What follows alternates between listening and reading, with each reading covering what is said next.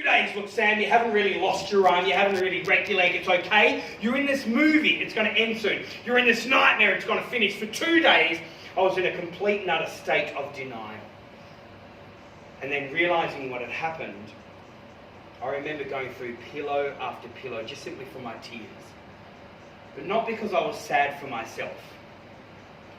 I was more sad that my kids would have to grow up with a disabled father. You need to realise, my little girl, she was 4 years old at the time. The last time she saw Daddy, I was throwing her up in the air with both arms. We were running, we were skipping. Now suddenly here I am, lame in a bed with only one arm. I didn't know how she was going to react. I didn't know how she was going to accept Daddy for what had happened. And I remember lying there in my hospital room, and out of the corner of my ear, I remember hearing my little girl. She was singing and she was skipping like she always does, right? But this time, right down the end of the hospital hallway. And I sat up in my bed and my eyes started to well up, not knowing how she was going to react, not knowing if she was going to accept Daddy for what had happened.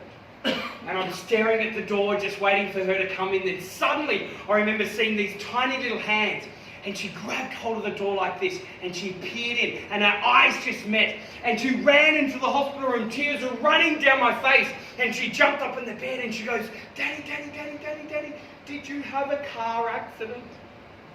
And I said, yeah, I had a car accident. And she goes, and Daddy, Daddy, Daddy, did you lose your arm in the accident? And I said, yeah, I lost it. I lost my arm.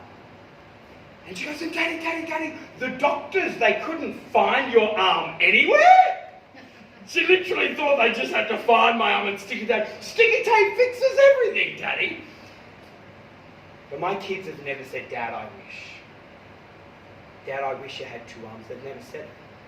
My youngest son, he was born after my car accident. He's never known his dad with 2 arms. And that's okay.